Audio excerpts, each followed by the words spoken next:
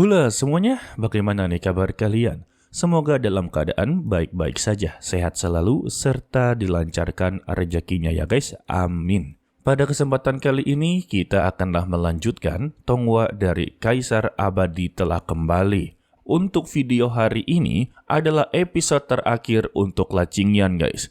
Karena total dalam Tonghua ini adalah 16 episode. Jadi ya, episode ini akanlah berakhir dalam pertarungan 3 orang suci. Sudah pasti ya, 3 orang suci ini tidaklah begitu kuat karena disisakan 1 episode saja guys. Kalau begitu, langsung saja kita masuk ke dalam ceritanya.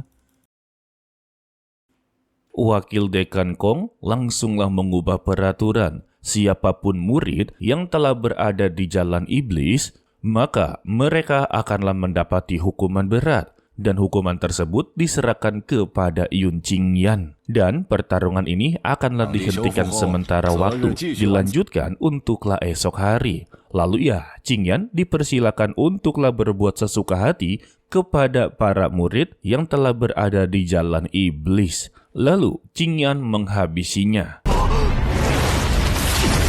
Tidak lama dari itu, Karma IP Azure langsung keluar dan memberitahu meskipun hanya sesaat, dia bisa merasakan tubuh aslinya berada di sebuah menara warna hijau. Lantas, Qingyan berpesan kepada Sututu kalau dia haruslah bertahan dan bisa menempati posisi pertama, sedangkan dia ada beberapa urusan yang haruslah diselesaikan.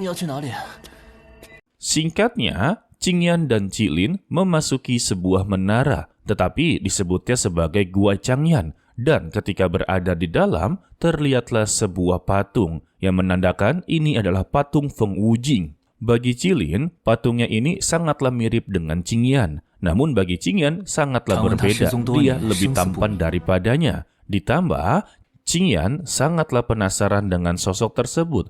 Dia inginlah sekali bertemu dengannya.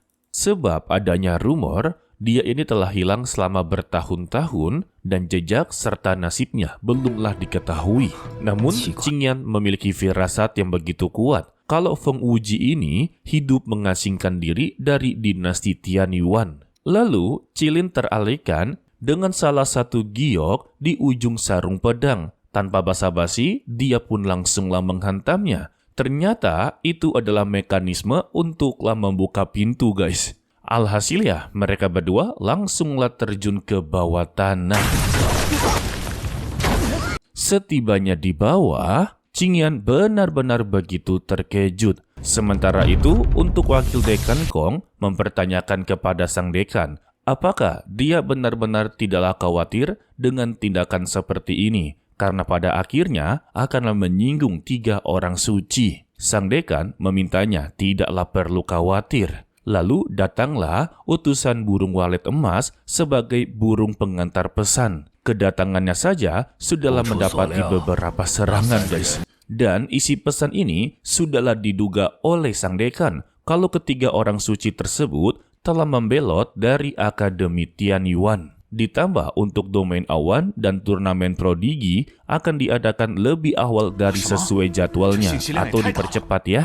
Karena sang dekan tahu alasan mereka untuklah membelot sudah pasti memiliki rencana untuklah mengambil sumber daya mereka guys. Karena bagaimanapun juga Akademi Tianyuan ini adalah akademi yang selalu berselisih dengan Akademi Langit Berbintang. Sudah pasti mereka bertiga dikirim ke Akademi Langit Berbintang hanya untuk mengambil sumber daya mereka. Dan nantinya mereka akanlah kembali ke Akademi Tianyuan lagi. Karena ya untuk 3 orang suci ini awalnya berasal dari Akademi Tianyuan guys. Mendengar ini ya wakil dekan Kong sungguhlah tidak terima. Dan dia akanlah bergerak dalam mengumpulkan para guru akademi dalam dan bersiap untuklah bertempur. Dan sang dekan memintanya untuklah berhati-hati. Banyak sekali mata-mata di akademi ini. Hal pertama yang harus dia lakukan, pastikanlah turnamen bela diri harus selesai secepat mungkin. Dan jadikanlah pemenang dalam kompetisi ini sebagai pemimpin pasukan para murid.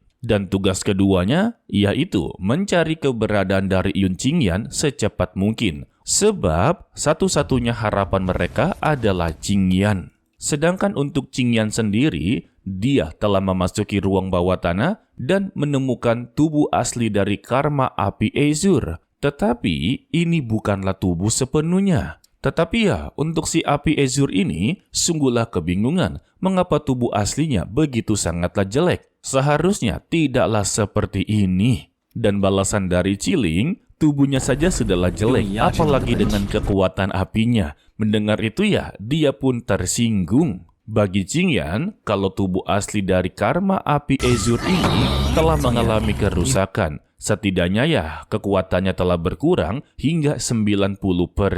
Wadah. Jadi ya, jika dia memaksakan untuklah kembali ke tubuh aslinya atau melakukan penggabungan, maka akanlah menyebabkan rasa sakit yang luar biasa. Namun, jika dia telah membuat keputusan untuklah bergabung, dia dengan Qiling akanlah membantu untuk menyempurnakannya. Tapi, kembali lagi kepada si api Azure, apakah dia sanggup untuklah menahan rasa sakitnya? Siapa sangka, api Azure menerima tawaran tersebut. Dia akanlah menahan semua rasa sakit yang diterima, sehingga dia pun memasuki tubuh aslinya. Untuk Qingyan dan Qiling langsunglah menyalurkan api guys untuk menyempurnakannya. Sehingga dia mengerang kesakitan. Qingyan memintanya untuklah bertahan sebisa mungkin. Karena ini adalah kesempatan yang ditunggu-tunggu olehnya selama 3000 tahun. Jadi ya, dia tidak boleh gagal di saat-saat terakhir guys. Balasan dari si api Azure, kalau dia akanlah menahan rasa sakit ini, meskipun harus mengorbankan nyawanya, dia akanlah tetap bertahan. Wadaw. Akan tetapi, ritual mereka haruslah terganggu dengan kedatangan 3 orang suci. Lantas, Qingyan menyerahkan api karma Azure kepada Qilin. Untuk ketiga orang idiot ini akanlah dia hadapi. Sebetulnya untuk Qingyan sudahlah tahu mereka bertiga memasuki Akademi Langit Berbintang hanya untuklah mendapati api karma Azure juga. Dan untuk formasi naga sebelumnya itu adalah ulah dari mereka bertiga guys. Dan Qingyan langsunglah menyinggungnya. Kalau mereka bertiga ini berasal dari keluarga terhormat, pasti akanlah selalu mengarang alasan yang benar untuklah menghabisi seseorang. Intinya ya, karena kekuasaan mereka pasti akan selalu dipercaya. Mau itu jujur ataupun itu mengarang, sudah pasti akanlah dipercayai guys. Mendengar ini, mereka bertiga sungguhlah kesal dan langsung menerjang bersama-sama. Sehingga pertarungan mereka tidaklah bisa dihindari. Untuk Qingyan tetaplah meminta kepada Qiling, tetaplah fokus dalam penyempurnaannya. Kalau dia akanlah terus mengulur waktu serta melindunginya. Intinya, Qingyan tidak akanlah bertarung dengan serius, melainkan dia akanlah mengulur waktu sebisa mungkin guys. Dan terlihatlah berbagai serangan dari mereka terus-terusan dihindari.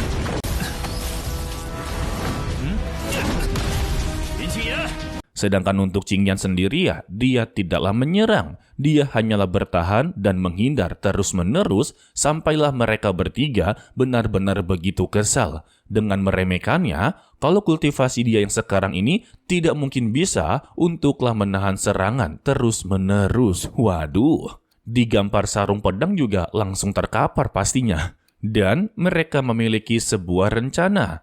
Penghalang naga langsunglah diaktifkan. Bertujuan agarlah orang-orang yang berada di luar tidak akanlah mengetahui pertarungan mereka. Melihat ini ya, Qingyan langsung berterima kasih. Karena penghalang ini akanlah menjadi bumerang bagi mereka serta menjadi pemakamannya. Dengan penghalang tersebutlah, Qingyan bisa mengeluarkan kekuatannya. Sekali terjadinya bentrokan, mereka bertiga langsunglah terpental. Tidak sampai di situ ya, berkat dari penghalang ini, serangan mereka tidak akanlah keluar kemana-mana guys. Yang membuat Qiling tetaplah fokus dan berhasil untuklah menyempurnakan tubuh asli dari api karma Azure. Dengan keberhasilannya juga, membuat Qingyan mendapati keuntungan. Seketika ya, tubuhnya diselimuti energi yang begitu berlimpah. Dan serangan dari Sang Guan Yu berhasil untuklah ditahan. Dan Qingyan mengungkapkan semua kejahatan dari mereka bertiga. Mereka bertiga ini berasal dari Akademi Tianyuan dan memasuki Akademi Langit Berbintang hanya untuklah mengambil sumber daya dari akademi ini, terutama untuklah harta Gua Changyan, yaitu tubuh asli dari api Karma Azure. Mendengar ini ya, mereka bertiga membenarkannya. Tetapi itu percuma saja, karena ini adalah hari kematiannya. Jadi percuma saja dia tahu dan mengungkapkannya. Sehingga mereka bertiga mengeluarkan 3 harta tingkat kaisar. Melihat itu, Qingyan menjadi begitu sangatlah senang dan memberitahu kalau senjata tingkat kaisar sangatlah tidak pantas dipegang oleh mereka bertiga. Mendengar ini, mereka pun tersinggung, dan ketika inginlah menyerang, keluarlah api biru yang begitu besar, membuat mereka bertiga sungguhlah ketar-ketir dan mempertanyakan bagaimana bisa untuk energi spiritual dari api Karma Azure berada di ranah alam abadi. Sekelas dia dengan tubuh manusia tidak mungkin bisa untuklah menyerapnya. Dan Qingyan memberitahu semua kekuatan, roh, dan energi yang berada di alam semesta adalah miliknya. Meski dia berkata seperti itu ya, mereka sama sekali tidaklah menyadari kalau di depannya ini adalah seorang kaisar abadi. Dan api biru ini membuat ledakan yang begitu besar. Sampai-sampai sang dekan menotisnya dan langsunglah menyusulinya guys. Lalu, Qingyan mengunuskan pedang ke arah mereka bertiga dengan memberikan satu pilihan saja. Kalau mereka perlu berlutut dan memohon untuklah nyawanya sendiri.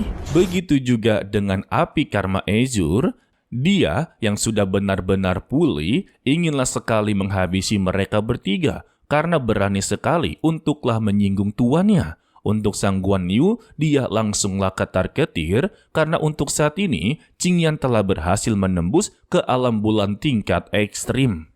Namun tetap saja, kesombongan dan keangkuhan masihlah menyelimuti hati mereka dengan menganggap mereka bisa untuklah menghabisi Qingyan guys. Namun yang tidak mereka ketahui, Qingyan tidaklah seorang diri. Dia membawa Qiling sebagai binatang kuno. Dan di sampingnya ada api Karma Azure sebagai api surgawi tingkat tertinggi. Tidak mungkin ya mereka bisa untuklah bertarung. Sangat disayangkan ketika pertarungan inginlah dimulai, sang dekan haruslah datang yang membuat mereka bertiga pergi untuklah melarikan diri. Tetapi ya tetap saja mereka mengancam kepada Qingyan. Suatu hari nanti jika bertemu lagi, mereka akanlah menghabisi nyawanya. Dan Qingyan langsunglah tersenyum. Karena ya tidaklah mungkin jika diberikan waktu, sudah pasti Qingyan akanlah bertambah kuat. Untuk dekan, dia menjadi begitu terkejut-kejut. Karena untuk Qingyan, bisalah mengendalikan api Karma Azure. Dan seharusnya orang yang bisa mengendalikan api Karma Azure haruslah berada di alam abadi dengan sekelas kaisar abadi. Dari sinilah sang dekan berpikir, apakah Qingyan adalah kaisar abadi yang turun ke dunia fana? Jika iya, maka ya ketiga orang suci ini dalam bahaya besar. Dan inilah yang diinginkan oleh sang dekan. Tetapi kita akhiri untuklah episode kali ini ya, atau selesai untuklah season pertama dari kembalinya sang kaisar abadi guys. Ya cukup menggantungkan ya. Mimin kira kalau ketiga orang suci ini berhasil untuklah dituntaskan guys.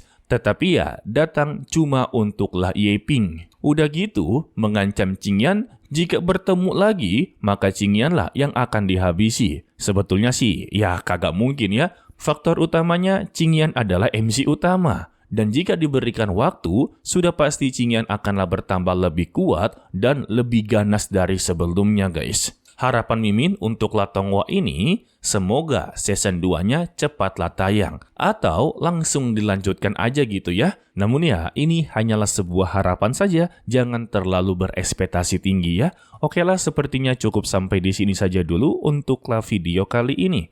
Mimin ucapkan terima kasih kepada kalian yang telah menonton sampai akhir. Pesan dari Mimin, tetaplah menjadi orang yang baik walaupun itu sangatlah sulit.